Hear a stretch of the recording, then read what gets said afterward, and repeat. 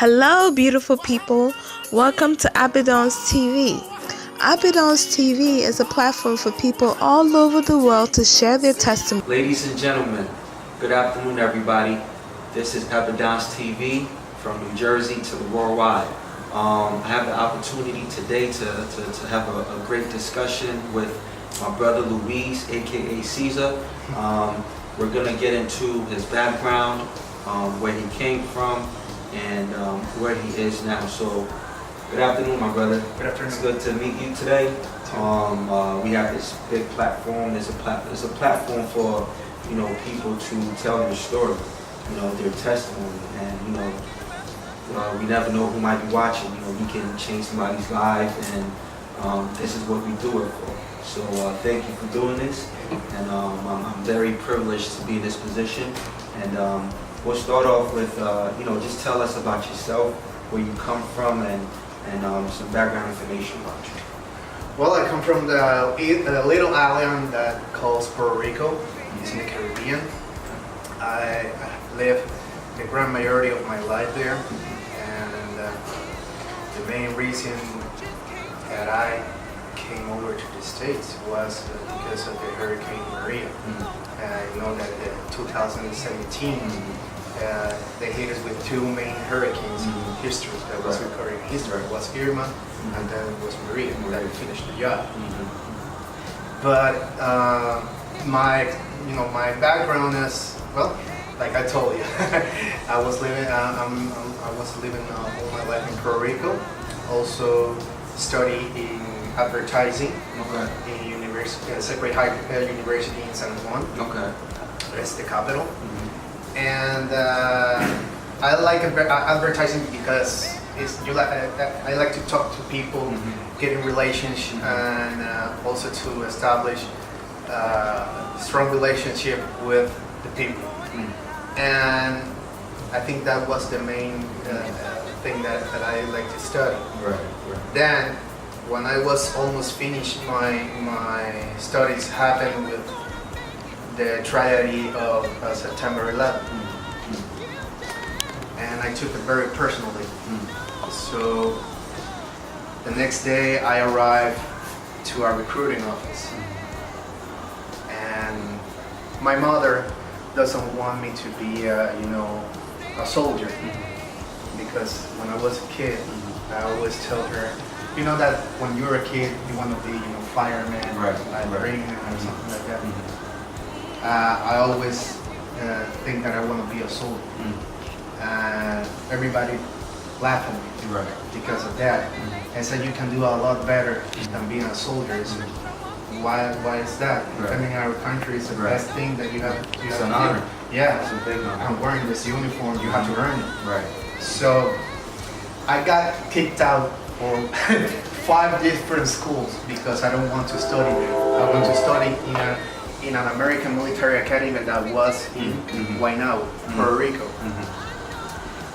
And I told to my mother and said, well, the only thing that we can do is if you can put me in a military school. And she said, you know what? That's what you want? Go ahead. Okay. I started studying. I got one of the greatest honor that you can ever imagine when you are a kid. That is to have the Presidential Academy Fitness Award that has to sign the president because the performance as a cadet and also as a performance in academics. So I started, building on my career as a cadet / soldier. And then I graduate as a command sergeant major in the military school. And I also was an instructor of Ranger Challenge Team, that we select a few cadets that are very strong and very determined to compete with other military schools around the States. So in those 2 years that I was in command, we were in the 2nd and 3rd place. We never go that far. So when I graduate, they give me the Medal of Legion Award. That is also one of the highest medals that you can get in a military school. And Now, speaking of being a kid and wanting to be a soldier, was there anybody in your family that you looked up to that was in the military, or was Yeah. it a TV show that you watched that a character in there that made you want to be a soldier? Like, how did that come about? well, besides seeing movies like Rambo and Commando in that time, Right. I have a few commandos in my family that were my uncles. Oh, They okay. all served in the military. Mm-hmm. They all were ranger on special forces. Mm-hmm. And my grandfather also served in the Second World War. Mm-hmm. So we came with a lot of lineage of soldiering. Mm-hmm. And I look at him with pride. Of course. And I know the discipline that they have, the character that they have, and the templates Mm-hmm. of doing things, Mm-hmm. no matter how hard Mhm. things could get, Mm-hmm. they will achieve it. Mm-hmm. So I say I need that. Mm-hmm. Because if I get that, Mm-hmm. I will achieve everything that I want, Mhm. doing the right thing. Right. Because it's the right thing, Mhm. the wrong thing, and it's the army thing. Mm-hmm. And what my uncle said, don't you ever forget Right. the army way. Right. So when it happens then, when I signed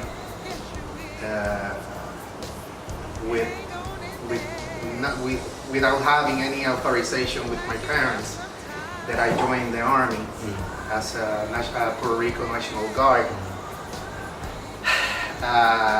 they kicked me out of the house because Wow. they have a different perspective in life. They don't want me to be a soldier. So they kicked you out because you pursued My dream. your dream of being a soldier. It Wow. was very hard for me, and I had to call my recruiter Man. and said, you know what, I'm kicked out of the house. How old were you at the time? It was 21. 21? Wow. So your uncle was the only one that supported that decision? They supported me, and also when they heard that my family kicked me out, he went berserk. He Mhm. said, why the hell did Right, you do that? right. But hey, that's their, So who took you in? Did he take you in or somebody else? No, because my uncle was stationed in Mm. Germany Mhm. that time, Right. and I spoke to my recruiter, Mm-hmm. and my recruiter gave me a place to stay Mm-hmm. until I got shipped out to Fort Benning, Georgia, and I was very hurt because when you think that you think that your family is the most important thing and they will support you no matter what, because I wasn't drinking, I wasn't using drugs, Right. I wasn't playing with women, and a troublemaker, and that really hits me. And I sometimes I was thinking, do I really am doing the right thing? Because Second guess yourself. yeah, because sometimes you think that you can conceive that your family take that as as an alternative, And I got shipped out, and I was in a Puerto Rican base in Juana Diaz, that is a language center, and they saw my performance, and they put me immediately as a squad leader. And when they see me perform, there was an active duty recruiter. And he saw me and he said, "Hey kid, come over here." And I said, "Okay." And I just playing in parade rest, and he was talking to me. He said, "You want to join the army?" And I said, "I'm really in the army." And he said, "No, you're not. You want to be an active duty soldier?" And I said, "Yes." Yeah. Of course. I said, "Okay, we will sign you up." And the next day, I shipped 2 days. I shipped them to Fort Benning. I gotta tell you, it was a very different experience and environment because I got shipped out in November 20th. And in 2003, yeah, 2002, and I started doing the training, and I got qualified by two major MOS, the military operations, and what they informed me is what you want to choose, and I said, put me airborne infantry. They said, are you crazy? I said, no, one airborne infantry. I said, okay. I got shipped out and I got to Sand Hill, got trained over there. When I finished, I was top of my class. And then I got shipped out to Kentucky to 101st Airborne Division. Then I come back, and then I was too old to be a ranger, and also I was too old to be a special forces. Right. So then they moved me to, I said, they signed a waiver for a Pathfinder. Right. So what kept you going? You know, did you use your parents driving you out the house as you know, motivation to? I have to block it, because when you have a goal, you will have a lot of obstacles in life, and you have to be very, very secure what you're doing. And sometimes that little voice that everybody likes to ignore, that's the word of the God. Right. It's not. That's not anybody else, or it's something that you're crazy of. Right. No, that is God telling you that He wants to put you in there for some reason. Right. Sometimes you don't see it first, because you will get a bad experience. You say, why I'm here, but it will build you up a character, a motivation to succeed. If you have something that is very similar, you know how to handle it. That is why God gives you like certain tests, so you can achieve it, to be in His grace. So I think I just had to block it and just continue doing my work. But I got injured while in the service. I was out of the army. What type of injury was it? Back injury. A back injury? Yeah. Okay. Now, did you have any support system other than family, like friends? You know. I was married at that time when I was in the army. So you were married then? No, I married when I finished my basic training and all the stuff. Okay. But the thing is that everybody loves you when you are a winner. Right. That's the truth. Right. That's the word you live. And unfortunately, when you got married, you make like a commitment. No matter how hard things go, you have to be their support, and vice versa, man or woman. So, you know, speaking of marriage, what lesson did you take from your marriage? That I have to be more selective. Okay. Because I was very in love with her. Also, I have a beautiful children. How many children do you have? I have two. Two. One is Victor Cesar, that is 11, and my princess, that is Camila. Nice. Are they in the States or are they in Puerto Rico? Unfortunately, they are in Puerto Rico. Okay. And are you still married? No, divorced. You're divorced. Okay. Divorced because. How long were you married for? I was married for 3 years, but the marriage lasts 1 year. The battle of divorces was really bad. And the thing that I took that decision is because when I got injured, I know that the impression was very bad. I came in Puerto Rico in a cane and wheelchair. Okay, and it took me a year and a half to walk and run again. Wow. Okay. Wow. So it's very hard. I know that was very hard for an was individual. Was that injury what resulted In the army. In the divorce of, in your marriage? Okay. Yeah. And she wasn't supportive. She wasn't supportive. No, and you have to evaluate those things. I know that it's hard, but you have to make a decision. Right. And if you want to be with a person, it's for the rest of your life. You don't have to 4 or 6 marriages. Something you're doing wrong. So as I got divorced, I started working, selling that I don't know of. What were you selling? I was selling cell phones. Okay. But I was using my advertising skills to sell. Okay.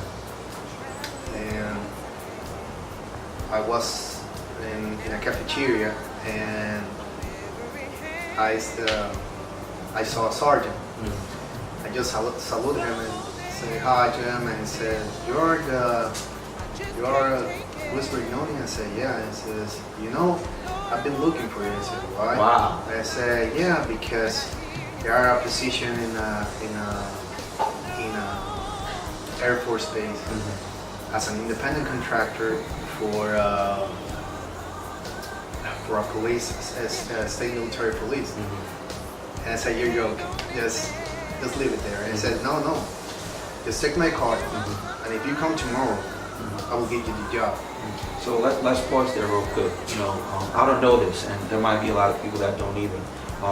When you're injured in the military, do they, give you like a leave of absence, or do they like kick you out? No, as for me, they kick me out because the 70% of your body that you use is in the army. You have to have heavy rucksack. You have to run 20 miles. Right. You have to do a lot of stuff using your back. When you got injured so severe like I did, I was kicked out. That's tough. So that is why I was looking for a job, just to pay the bills. Right. And Were they helping out with any income at all? Some benefits? No, that benefits, as you have heard in the papers, that the VA is very, very slow giving that. Sometimes you have to wait almost 12 years, just like me, just to give you a benefit. That's crazy. Okay? That's crazy. But you were injured in the military. that is correct. Right. So why wouldn't they take care of you? That's a good question. Right. That's a good question.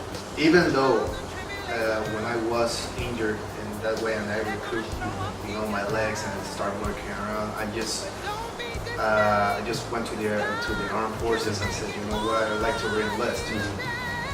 And I tried to re-enlist 5 times, and 5 times I got denied because when they saw in the X-ray that they X-rayed my back, and they said you cannot go. It's a risk. So I just try to handle the pain because it's constant pain. I have a lot of medication to maintain myself, and I got that job. I told you as a police officer. You meant this is the job that you got after meeting the sergeant? Yeah. Oh, okay. I served 3 more years as an independent contractor. He's my very best friend, that is Master Sergeant Jose Fontanes, that is in charge of the 150 Security Forces Squadron in Carolina, Nice Air Force Base. Okay. And then I got other jobs like insurance, but I don't know any of the insurance. How'd you go from? I don't know. I just look in the paper and say, I gotta, I'm not used to it in something that what can I explain this? I'm not the type of guy that likes to whine about it and not doing something about it, because I gotta tell you, God tells you in the Bible that you have to help yourself so He can help you. Exactly. You can scream, you can do whatever you want, Right. but if you're not doing nothing, Right. He cannot help you. Right.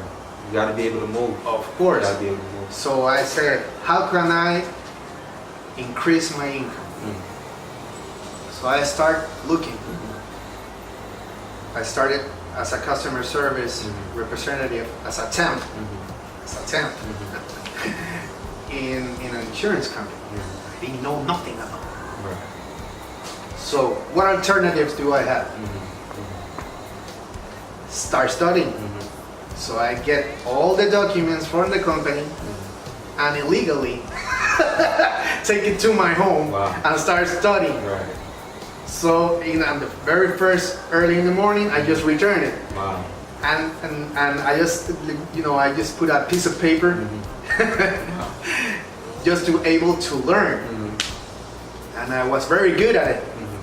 And they told me, why you can, you're doing great in commercial, but I think it's very great with your skills that you have. You can be in sales or you can be as a retention unit. I said, okay, look at this. He said, but the thing is, you know something about Medicare Advantage? I said, no. And says, well, are you able to learn? I said, yes. Just give me the documents and I will do the best that I can. He said, okay, I'm gonna give you a week so you can study and you will have an exam. If you pass the exam, 80 or above, you're in. Okay. Right. I passed with 90, so I get the job. I get the job. Yeah. So I was very thrilled. I said, wow. Right. I don't know nothing about it. I'm a rookie, and all the people, are well experienced, just like Wanda, that has a lot of experience in the field. And I was only 3 years. Right. I was like, wow. Okay, I started doing the retention, and I was gathering a lot of people, and it says the way that you talk to the people. They treat you like you are part of the family, and said that is why you have to do it. Because if you don't treat people like there is part of the family and you don't understand their needs, how can you help them? What are you gonna do? Automatically say no, or you're gonna look some advantages of what you know, so you can help them. But that is the main reason that you put in there, and having also that perspective, and also because all humans, no matter if you're white, African American, or Chinese, Japanese, you came here to serve, and that's the main focus that you have to do in life is to serve. If you don't serve, you're wrong. You're in the wrong path, because He will try to put you on track, but if you don't understand that, you will get in trouble. Right. That is right. Right. So, you speak about God a lot, right? Yeah. Did you grow up in church? I grew up in a church, in a Catholic, Roman Catholic church, and I pray a lot. Every morning that I woke up, I just pray for God for all the stuff that He gives, even the bad things and the good things, because you're gonna learn anyway. You're gonna learn anyway. And So were you like me, like like most kids, I grew up in the church, but I wasn't as committed. You know what I mean? I go to church, but after Sunday, I'd come home and I live my life like. Just like a backslider, right? Were you like one of those people, or you were committed from day one? I was committed, yeah. Sometimes when you are younger, like you're in the teens, you think that you know it all, and sometimes you get off track. But when you something that is very interesting that it hits me when I was a teenager. And I had an opportunity to go to the OCS program, right? Okay. Now what's that? That is an official officer candidate school. Okay. It is to be, when I was in the high school, military high school, and I didn't get it. But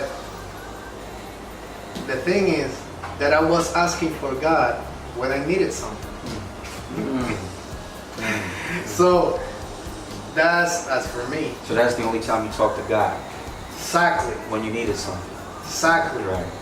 And he There's no relationship? Of course. Right. So you have to reestablish that relationship and that faith to have what you really need, not what you really want. So that's the main thing that God's tried to teach us. And when He hits me, it says I always call God when I needed Him. It's like, being a stupid kid to whine about something, about a toy that he wants. Elaborate on that a little more. Like, how did it hit you that you only talk to God when you needed something? Like, at what point, what was it? The Holy Spirit talking to you, or like, when did you realize? It's very strange feeling. I don't know. Right. Maybe because you have faith. When you have faith, you feel something in your heart or something. It's very strange, but it's good. Right. And you start praying like random, and you say, "Wow, I feel something." So you start putting first God, so He can guide you like a compass.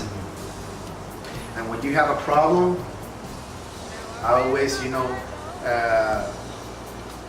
pray a lot, and also put a candle and say, "Please God, illuminate me in this situation. If I have a certain problem that I couldn't fix, just give me the way so I can move forward." And when you establish that relationship, he will give you the tools, but you have to learn to listen. Right. You don't learn to listen, you are gone. You're dead in the water. So when I got that experience, I start praying, and also praying for forgiveness. And what I told him it was, he said, "God, I'm gonna do something. I'm gonna finish my education for my family, because I don't want to study. I just want to be a soldier. But okay, I'm gonna accomplish that mission for them. When I get the diploma, I'm just gonna give it to them. But if you promise me, or if you give me a glimpse that I'm gonna be a soldier, I'm gonna wear that uniform, I'm gonna try, I will be your best soldier that ever be with you. I will die trying." And when I pass my basic training, and when I passed my AIT, that is Advanced Individual Training, I got home. And my pledge to him was to walk on my knees in the curve, passing the door, and passing straight up with what was the podium, in my knees. And I did that. Wow. And it was nothing, because he carried the cross all the way, and it was nothing. When I got back home, they told me that I was crazy. I said, "No, you don't understand." That's the only thing that I'm going to tell you. Right. But when I suffer, he suffers. So he knows that I did, because I'm very, I will sacrifice for him. No matter what. That's the only person that I will be on my knees just for him. Of course. Hey!